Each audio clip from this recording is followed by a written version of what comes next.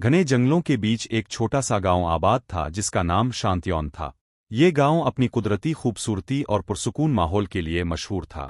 लेकिन गांव के करीब ही कालग्या नामी जगह थी, जहां एक सादा सा लड़का युवराज रहता था।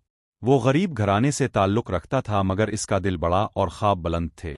इसकी आंखों में हमेशा कुछ बड़ा करने की चमक रहती थी, लेकिन एक मसला था, इसे खुद पर एतमाद नहीं था। जब भी इसे कोई बड़ा काम करने का मौका मिलता, वो डर कर पीछे हिट जाता। एक दिन गांव के ऊपर काले बादल छा गए। गांव के बुजुर्गों ने इसे नहूसत की निशानी समझा। इसी वक्त मंदिर के पुजारी ने बताया कि अगर कालग्या के शोलनग पर पूजा ना की गई तो पूरे गांव पर कुदरती आफत नाजिल हो सकती है। पुजारी ने कहा कि शोलनग तक जाने का रास्ता खतरनाक है और वहां सिर्फ वही जा सकता है जिसे अपने ऊपर पूरा भरोसा हो।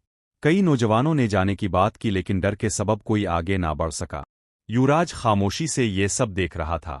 इसके दिल में कुछ हलचल मची। अगली सुबह इसने फैसला किया कि वो ये काम करेगा। इसने अपने वालिदैन से दुआएं ले और सफर पर रवाना हुआ। इसके पास ना कोई खास हथियार था, ना कोई साथी, बस एक छोटी सी पोटली थी जिसमें थोड़ा सा खाना और पानी था। जैसे ही वो पहाड़ की तरफ बढ़ा, रास्ता मुश्किल होता गया। घने जंगल, तेज हवाएं और खौफनाक आवाजें इसे डराने लगे। मगर वो हर कदम पर अपने आप से कहता, मैं ये कर सकता हूं। पहला इम्तिहान एक गहरी खाई थी। इसके पार जाने के लिए कोई पिल ना था। इसने इधर अलिफादेर देखा तो एक दरख्त का तना मिला।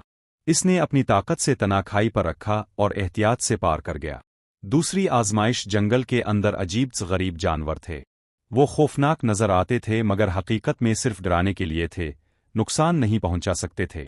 युवराज ने अपनी सांसों को काबू में रखा और आहिस्ता आहिस्ता आगे बढ़ता रहा। तीसरी और सबसे कड़ी आजमाइश पहाड़ की एक गाफा थी, जिसमें एक बड़ा सांप बैठा था। वही गार शोलनग तक पहुंचने का आखिरी रास्ता था। युवराज पहले तो कांप गया, मगर फौरन सोचा, बगैर डर के हौसले की कोई कीमत नहीं हो। इसने हिम्मत जमा की और सांप के सामने खड़ा हो गया। सांप ने कहा, ए जवान, तुम क्यों आए हो? अगर तुमने मेरे सवालों के दुरुस्त जवाब दिए तो मैं तुम्हें